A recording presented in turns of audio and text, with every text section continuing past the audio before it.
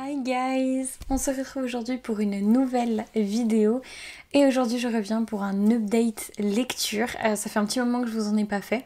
Donc on va commencer tout de suite. J'ai beaucoup de choses à vous montrer et pour la première fois je crois dans toute ma vie de lectrice et également du coup sur ma chaîne YouTube, c'est la première fois que j'ai une grosse déception.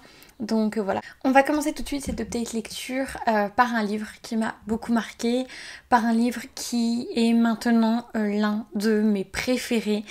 À chaque fois que je tournais une page, j'avais des choses à souligner, j'avais des choses qui me faisaient tilt. Voilà, c'est un livre d'une grande qualité que j'ai adoré et que je regrette beaucoup de ne pas avoir lu plus tôt. Il s'agit de King Kong Theory de Virginie Despentes. Alors évidemment c'est un gros classique, donc vous l'avez sûrement déjà lu. Si vous ne l'avez pas lu, je vous conseille vraiment de le faire, il est très fin.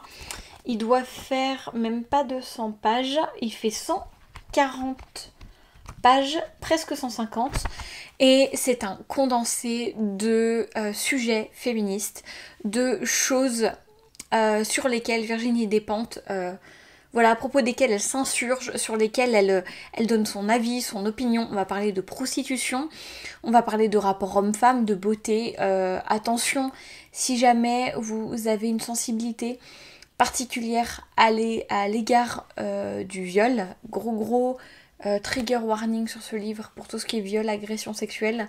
Voilà, si jamais c'est un sujet dont vous ne voulez pas entendre parler ou qui vous touche particulièrement, je vous conseille peut-être d'avancer un petit peu dans la vidéo et de sauter le passage sur ce livre et du coup de n'éventuellement pas acquérir ce livre parce que c'est un livre qui pourra voilà, déclencher chez vous des choses pas forcément agréables. Donc King Kong Theory, c'est un petit essai qui a été écrit par Virginie Despentes, auteure notamment de Vernon de Subutex, de Bye Bye Blondie, de Baise-moi et voilà de beaucoup de livres et d'essais qui tournent autour du thème de la sexualité, du féminisme, des agressions, etc. C'est un livre que j'ai adoré, j'ai souligné plein de choses et pour vous donner un petit peu le ton en fait de ce livre, je pense que je vais vous lire juste le premier paragraphe qui est très rapide, qui doit faire 8-9 lignes. Donc elle écrit « J'écris de chez les moches, pour les moches, les vieilles, les camionneuses, les frigides, les mal baisées, les imbaisables, les hystériques, les tarés, toutes les exclues du grand marché à la bonne meuf. Et je commence par là pour que les choses soient claires. Je ne m'excuse de rien, je ne viens pas me plaindre. Je n'échangerai ma place contre aucune autre, parce qu'être Virginie Despentes me semble être une affaire plus intéressante à mener que n'importe quelle autre affaire. » Ce que j'ai aimé dans ce livre, c'est que Virginie Despentes nous offre sa vision acérée, sa vision féministe qui ne s'excuse pas, sa vision brûlante, j'ai envie de dire. Elle a quelque chose à dire, elle ne s'en excuse pas, elle en a marre des conneries en fait, en règle générale, elle en a marre de plein de trucs et elle en parle là-dedans. Tout ce qu'elle dit, encore une fois, ce que j'ai aimé, c'est que c'est une femme qui gueule à l'écrit sans s'excuser. Et vraiment, j'ai trouvé ça merveilleux, j'ai trouvé ça magnifique, j'ai eu les larmes aux yeux, j'ai ri, j'étais choquée parce qu'elle osait écrire. Et c'était juste l'un des meilleurs livres en fait que j'ai lu de ma vie. C'était un pur moment de révolte, de joie, de plaisir que de lire ce bouquin. Et voilà, je le conseille à tout le monde, en particulier à toutes les femmes. Il est juste génial. Je pense que je vais vous trouver un autre petit passage en fait qui montre, par exemple là, donc c'est un des premiers passages à côté duquel j'ai fait une accolade parce que en fait elle parle de tout ce truc des attentes en fait, ce qu'on doit être mais pas trop, etc. Elle écrit parce que l'idéal de la femme blanche, séduisante mais pas pute, bien mariée mais pas effacée, travaillant mais sans trop réussir pour ne pas écraser son homme, mince mais pas névrosée par la nourriture, restant indéfiniment jeune sans se faire défigurer par les chirurgiens de l'esthétique, maman épanouie mais pas accaparée par les couches et les devoirs d'école, bonne maîtresse de maison mais pas boniche traditionnelle, cultivée mais moins qu'un homme, cette femme blanche, heureuse qu'on nous brandit tout le temps sous le nez, celle à laquelle on devrait faire l'effort de ressembler, à part qu'elle a l'air de beaucoup s'emmerder pour pas grand chose, de toute façon, je ne l'ai jamais croisée, nulle part, je crois bien qu'elle n'existe pas. En fait, c'est ça tout le long. Elle nous montre tout ce qu'on nous impose, à quel point ces critères en fait sont délirants et à quel point c'est impossible de s'y conformer. Elle parle aussi beaucoup de son point de vue de femme blanche à elle. C'est-à-dire que, comme vous l'avez entendu là, elle ne se permet pas en fait de se mettre à la place de ce que des femmes métisses, noires, asiatiques, etc. peuvent ressentir et vivre tous les jours. Elle parle déjà de ce qu'elle connaît et c'est quelque chose que j'ai beaucoup aimé. Elle brandit pas un étendard au nom de toutes les femmes, elle se permet pas, voilà, de dire à d'autres femmes qui ne vivent pas la même réalité qu'elle, ce qu'elles ressentent, etc. Elle se positionne pas en porte-parole, si vous voulez, elle est juste là, à dire qu'elle en a marre, et qu'il faut que tout ça s'arrête, parce que ça commence à bien faire. Et en fait, je ne saurais pas assez vous le conseiller, parce que c'est vraiment, à chaque page, vous aurez cette impression que littéralement on vous a retourné le cerveau dans le sens positif du terme en fait.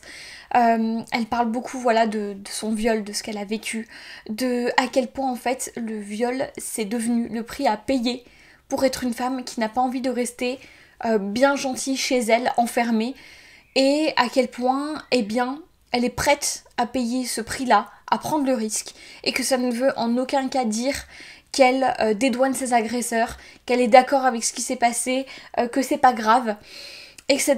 Elle parle aussi de la défense des femmes. Il y a un passage très très choquant dans lequel elle dit que en gros, si quand on sortait, les hommes avaient peur de prendre un coup de couteau dans leur partie intime, il y aurait beaucoup moins de viols, et que en fait si on n'avait pas cette image effacée de la femme qui en fait est tétanisée, etc., qui n'osera de toute façon pas se défendre, qu'en fait, si les hommes avaient peur de nous, de base, il y aurait beaucoup moins de viols et d'agressions. Elle parle aussi voilà du fait qu'elle, pendant très longtemps, elle a eu envie de se défendre, elle a eu envie d'avoir de quoi se défendre, d'apprendre à se défendre, qu'elle s'est énormément aussi culpabilisée sur le fait qu'elle, quand ça lui est arrivé, elle est restée totalement tétanisée. Elle dit bien que voilà qu'elle s'est sentie comme une merde, etc. Elle emploie des mots très très crus. Et en fait, elle parle à quel point il faut pas se culpabiliser de ce genre de choses, que oui ça fout les nerfs en fait d'être une femme en colère de nature et quand quelque chose d'aussi traumatisant nous arrive qu'on n'arrive pas à réagir, etc. Mais je trouve parfaitement les mots en fait, voilà. Je me suis permis de vous lire beaucoup de passages de ce livre juste pour que vous ayez conscience du ton en fait que Virginie Despentes utilise en fait dans ce livre, parce que je pense que aucun des adjectifs que je pourrais utiliser ne rendra justice à ce bouquin. Je vous conseille vraiment de le lire si vous avez la haine, si vous en avez marre, si juste vous voudriez comme moi aller courir tranquille ou juste marcher dans la rue ou faire n'importe quoi sans qu'on vous emmerde, lisez ça. On va passer au deuxième livre. On va repartir sur une note beaucoup plus poétique. Je vais vous parler de Men Without Women de Haruki Murakami. Et Men Without Women, c'est comme son nom l'indique, une histoire, des histoires, je vais vous expliquer après, d'hommes qui ont perdu des femmes importantes dans leur vie ou qui ont du coup subi une influence importante d'une femme dans leur vie. Et mon Dieu, qu'est-ce que j'ai adoré ce bouquin. C'est un ensemble de nouvelles, il y a donc 7 nouvelles et j'ai fait des résumés pour chaque nouvelle parce que vraiment c'est déroutant. C'est d'une poésie. Je pense que mon préféré ça a été An Independent Organ, donc un organe indépendant. Et c'était génial. La première histoire, pour vous donner une idée, ça parle d'un homme qui a une voiture à laquelle il tient beaucoup. Et cette voiture est toute particulière parce que c'est sa femme qui lui a choisi. Et en fait, cet homme a un souci avec le fait de laisser une femme conduire. Il ne peut pas monter à côté d'une femme, pas pour des raisons sexistes, mais parce que ça lui rappelle la route avec sa femme. Voilà, un jour sa voiture tombe en panne, il est très malheureux parce qu'il y tient énormément. Et il cherche un chauffeur parce que c'est un acteur de théâtre. Et en fait, le chauffeur que son garagiste va lui présenter est en fait une chauffeuse, puisqu'il s'agit voilà, d'une jeune femme qui va le conduire partout et avec laquelle il va discuter. Et cette première nouvelle m'a énormément touchée, elle était poignante, elle était d'une poésie incroyable quand il traverse comme ça les rues de la ville dans laquelle il habite, qui me semble est Tokyo si je dis pas de bêtises. C'était juste d'une poésie incroyable. Tout se passe au Japon majoritairement et c'est juste incroyable. J'ai adoré découvrir Haruki Murakami comme ça. Et j'ai qu'une hâte, c'est de découvrir d'autres textes en fait qu'il a sortis. Parce que celui-ci était vraiment pas croyable.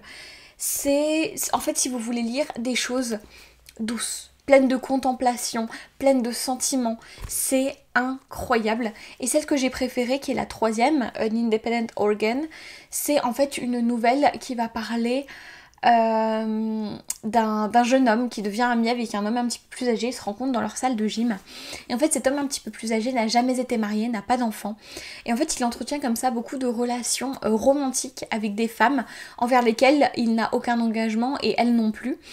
Voilà, donc c'est des relations très libres, très indépendantes et puis un jour en fait il va s'enticher d'une femme et c'est juste incroyablement touchant, bouleversant, ça m'a retourné tout l'intérieur comme ça, je pense que mon cœur a fait des tourbillons comme ça littéralement dans ma cage thoracique. C'était bouleversant, toutes les nouvelles étaient bouleversantes à leur manière. Voilà, j'ai adoré, c'était une grande poésie, n'hésitez pas à vous le procurer, c'est très facile à lire, l'anglais est très accessible, donc voilà, ne vous gênez pas, en plus la couverture est magnifique. Et ça faisait longtemps que j'avais pas dévoré un livre comme ça. Il s'agit de The Midnight Library de Matt Haig. Donc là, comme vous le verrez, j'ai beaucoup de VO. Enfin, j'ai beaucoup de VO. En fait, j'en aurai que 2. Ne vous en faites pas, on passe à du français après. Donc, la librairie de minuit de Matt Haig, qui en fait, comme son nom l'indique, est une librairie qui apparaît à minuit pile dans la vie de Nora. En fait, comme c'est marqué derrière, entre la vie et la mort, pour Nora, il y a une librairie. En fait, quand vous serez dans un stade entre vie et mort, dans un coma, etc., vous irez dans un lieu qui correspond à, on va dire, des centres d'intérêt, à votre personnalité que vous avez. Donc si vous adorez le cinéma, ça pourrait être un magasin voilà, qui vend des DVD, etc. Si vous aimez la musique, un disquaire, etc. Voilà, ça change pour tout. Et en fait, dans cette librairie, elle va avoir la possibilité d'essayer plein de versions différentes de sa vie, puisque elle dispose, quand elle arrive dans ce lieu un petit peu étrange, du livre des regrets. Dans ce livre des regrets, il y a toutes les choses qu'elle regrette, de la chose la plus infime comme ne pas se teindre les cheveux, au plus gros choix de décision, ne pas accepter de me marier avec un tel, etc. Et en fait, ces regrets vont lui servir à décider des vies qu'elle veut choisir. Quand elle va en choisir une, elle va donc être transportée dedans et dès qu'elle se sentira déçue par la vie qu'elle a essayée, elle reviendra instantanément dans la librairie. Le but étant qu'avant qu'elle se réveille, elle trouve la version de sa vie qui lui plaît le plus pour que quand elle revienne voilà, à la vie normalement, elle puisse faire les choix nécessaires pour apprécier pleinement sa vie. Petit twist, si entre-temps elle commence à perdre foi, si elle commence à avoir envie de quitter le monde des vivants, la librairie va petit à petit commencer à tomber en ruine. C'est un livre bouleversant auquel je pense qu'il est difficile de rendre justice parce que on va parler de plein de choses, on va parler des regrets, on va parler de l'importance des rêves, l'importance de croire en fait en ce qu'on a envie de faire, de croire qu'on mérite d'être heureux, de voilà, faire le nécessaire en fait pour être bien dans sa vie et du coup ne pas avoir de regrets. On va parler aussi du fait que en fait si on avait fait les choses totalement différemment, on n'aurait pas forcément été beaucoup plus heureux, qu'en fait ça vient beaucoup plus de notre état d'esprit, de ce qu'on ressent. Voilà, j'ai vraiment trouvé ça bouleversant et j'ai choisi de du coup vous lire ma citation préférée de ce livre. Donc c'est au moment où Norma et Mrs. Helm, parce qu'en fait oui, dans chaque lieu qui correspond du coup à votre centre d'intérêt, quand vous êtes entre la vie et la mort, il y a quelqu'un d'important dans votre vie qui a joué un rôle de guide, qui va servir soit de disquaire, soit de libraire, etc. Et donc Norma se retrouve dans cette librairie avec Mrs. Helm, qui est donc la libraire en fait de son lycée, il me semble. Et en fait cette dame l'a beaucoup aidée quand elle a perdu un de ses parents, etc. Et donc Mrs. Helm est en train de jouer aux échecs avec Norma dans la librairie pour lui apprendre quelque chose. Elle lui dit vas-y, viens voir, viens jouer. Et concentre-toi sur le jeu et essaie un peu de réaliser ce qui se passe. Et elle lui dit, parce qu'un pion n'est jamais juste un pion. Un pion, c'est une reine qui attend. Tout ce que tu dois faire, c'est trouver le moyen de continuer d'avancer une case après l'autre. Et ensuite, tu pourras arriver de l'autre côté et déverrouiller toutes sortes de pouvoirs. Parce qu'il y a un événement particulièrement traumatisant pour Noura. Traumatisant ou révélateur en fait, un peu un mélange où en fait elle va passer de l'autre côté de quelque chose et ça va déclencher beaucoup de choses dans sa tête. Et voilà, j'ai adoré ce livre qui parle de beaucoup de sujets dont on parle vachement en ce moment. Et voilà, ça m'a beaucoup plu d'avoir quelqu'un emprunt à plein de regrets, qui ne veut qu'une chose, c'est mourir, arriver dans la librairie, essayer plein de vies, et chercher en fait où est le problème. Pourquoi est-ce que dès qu'elle essaye une vie, elle est comme ça, continuellement malheureuse, continuellement déçue par tout ce qui se passe? Qu'est-ce qui cloche en fait? Parce qu'elle finit à avoir l'impression qu'en fait c'est elle le problème. Que comment ça se fait qu'elle essaye plein de vies comme ça et qu'elle est toujours pas heureuse, qu'à chaque fois elle ressort et qu'elle commence du coup à perdre espoir et que la librairie commence à tomber en morceaux. Et en fait c'est juste là en fait, en plein milieu des ruines de la librairie, qu'elle va trouver où est le problème et pourquoi est-ce qu'elle est continuellement malheureuse. Donc voilà, ça parle de bonheur, ça parle d'amour, ça parle de plein de choses. Je vous conseille vivement de le lire. On va passer à un cadeau que j'ai eu pour mon anniversaire. Donc mon copain, lorsque j'étais en Espagne, m'a envoyé Feuilles d'herbe de Walt Whitman. Donc c'est un des recueils de poèmes les plus célèbres, notamment dans la littérature anglophone et américaine du coup. C'est un recueil extrêmement long puisqu'il fait 750 pages. J'ai mis des mois à le lire. C'était très long. Et en fait, je dois dire que je suis assez mitigée, oui et non, par rapport à ce recueil. C'est un recueil qui est excellent, mais qui est très inégal vis-à-vis des thèmes en fait. Soit on va parler d'amour, de sentiments, soit on va parler de l'Amérique, soit on va parler de la nature. Et en fait, pas de bol, l'Amérique et la nature, je m'en fous totalement. Voilà, dans les poèmes, il y a énormément de poèmes où Walt Whitman nous dit marchez, marchez, Amérique, nous allons conquérir le monde, et voilà, des trucs comme ça. Et en fait, voilà, on a compris que Walt Whitman est un gros patriote, qu'il adore voyager, qu'il adore explorer la nature, etc. Il y a beaucoup de poèmes qui sont redondants, qui sont lourds, qui m'intéressaient pas forcément. Par contre, il y a beaucoup de trucs absolument exceptionnels. J'en ai souligné un qui m'a beaucoup plu. J'en ai souligné, je pense, dans le livre en tout, je pense peut-être une trentaine. Donc voilà, je vais vous lire un de mes préférés qui s'appelle Étranger, étrangère qui passe. Étranger, étrangère qui passe, sais-tu tout le désir qu'il y a dans mes yeux pour toi? Que tu ne sois pas celui, celle que je cherchais, ne suis-je pas dans un rêve? Est impossible. Il faut qu'ailleurs, ensemble, nous ayons connu une existence de bonheur, car nos routes se croisent, fluides, affectueuses, chastes, mûres, et tout revient à la mémoire. Tu as été garçon ou fille, à mes côtés, dans ton enfance. Nous avons partagé nos repas, le même lit, nos corps, l'un à l'autre, ont grandi sans plus appartenir à eux seuls. Tu m'offres dans la rue le plaisir de tes yeux, de ton visage, de ta chair. Et tu prends en retour le plaisir de mes mains, de ma barbe, de mes épaules. Il ne me sera pas échu de te parler, mais de penser à toi, assis dans mon coin, veillant au fond de la nuit. L'attente m'est promise, je ne doute pas que nous nous croisions un jour à nouveau. Déjà je fais en sorte, alors, de ne plus te perdre. Et c'est beaucoup de choses comme ça, beaucoup de choses sur les étrangers qu'on croise, l'impression en fait qui grave en nous alors qu'on ne les reverra plus jamais. Beaucoup de choses comme ça que j'ai trouvé magnifiques, mais malheureusement imbriquées dans toute cette vague de poèmes sur l'Amérique et sur la nature, ça a noyé en fait tout ce qui me plaît. Niveau poésie, je suis quelqu'un qui adore le romantisme en général, l'expression des sentiments, tout ça. Je peux lire 1000 pages de poèmes là-dessus, ça ne me dérange pas. C'est pour ça que j'ai un gros faible pour Baudelaire, Verlaine, Rimbaud. Mais alors là, ça a été très compliqué pour moi de lire ça parce que voilà, Verlaine, Rimbaud, ils ont une telle sensibilité, une telle manière de parler même de la nature et qui est en fait tellement entremêlée avec les sentiments que ça passe tout seul. Mais là, Walt Whitman, il y a beaucoup de poèmes, j'ai eu énormément de mal. Je vous le conseille absolument pas si vous n'avez pas un gros penchant pour tout ce qui est poème un peu nationaliste, nature, etc. Parce que même si vous aimez comme moi les beaux poèmes d'amour, etc. et que là-dedans, vous allez être servi sur des impressions, voilà, des petites choses gravées comme ça, des symboles, des clins d'œil, des sourires. En fait, c'est tellement peu par rapport aux 750 pages que vous allez probablement être déçus. Donc voilà. Dernier livre et pas des moindres puisqu'il s'agit d'une grosse déception. J'ai lu 80 pages de Nous irons tous au paradis de Fanny Flagg.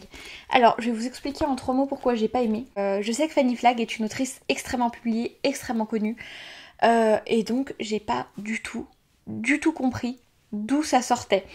Le personnage principal est totalement imbuvable, c'est-à-dire que elle prie son mari d'aller en douce chez sa tante pour aller lui voler son fauteuil préféré qu'elle met sur son perron parce que Norma juge qu'il est moche donc il faut le jeter. Il y a que des trucs comme ça en mode oh le mauvais goût est partout. Enfin, elle est hyper hautaine, elle est désagréable, elle hurle, elle est complètement mais insupportable. Son mari, alors le couple qu'elle forme avec son mari c'est encore pire, il la traite d'hystérique et limite de folle devant tout le monde, enfin c'est une horreur. Donc je sais pas si c'est la traduction, je sais pas. Donc peut-être pour les choses où je relève que ça a été mal écrit, peut-être que c'est la traduction, mais en tout cas pour le personnage de Norma, je n'ai pas compris. C'est impossible de s'attacher à qui que ce soit dans ce livre. Quand la tante décède en tombant de son échelle, toutes ses amies n'en ont strictement rien à faire. Littéralement des passages où donc elle-mère se réveille à l'hôpital et elle sort de sa chambre et elle a c'est écrit un truc du genre mais pas trop fort car s'il y avait d'autres patients il ne faudrait quand même pas les réveiller. C'est que des choses comme ça et vraiment je n'ai pas compris du tout. J'ai été extrêmement déçue. Enfin, vraiment, c'était une grosse déception. Je suis dans le passage où justement ses copines apprennent sa mort en fait, et elles vont chez elle, elles commencent à tout ranger. Il y en a pas une qui pleure, et il y en a une elle dit qui c'est qui va organiser Pâques du coup comme elle est morte, enfin, mais que des trucs comme ça. Il y avait aucune émotion. Donc voilà, vraiment j'ai détesté. Mais si vous avez aimé ce livre, n'hésitez pas à me dire ce qui vous a plu ou quoi que ce soit parce que vraiment je ne comprends pas. Le personnage principal était insupportable, l'écriture était vraiment pas dingue et pourtant Dieu sait que je suis bon public. Je lis beaucoup de Raphaël Giordano, Virginie Grimaldi, j'adore. Je trouve que ces filles ont un talent fou. Que elles arrivent à t'embarquer complètement dans une histoire avec des copines, ça rigole et tout, c'est génial. Il y avait Cupidon à des ailes en carton de Raphaël Giordano où j'avais pas accroché parce que le personnage principal était un petit peu énervant, mais globalement j'avais bien aimé le livre. Donc voilà, c'est déjà tout pour cette update lecture, j'espère que cette vidéo vous aura plu. Je vous fais de gros bisous et je vous dis à la prochaine. Ciao.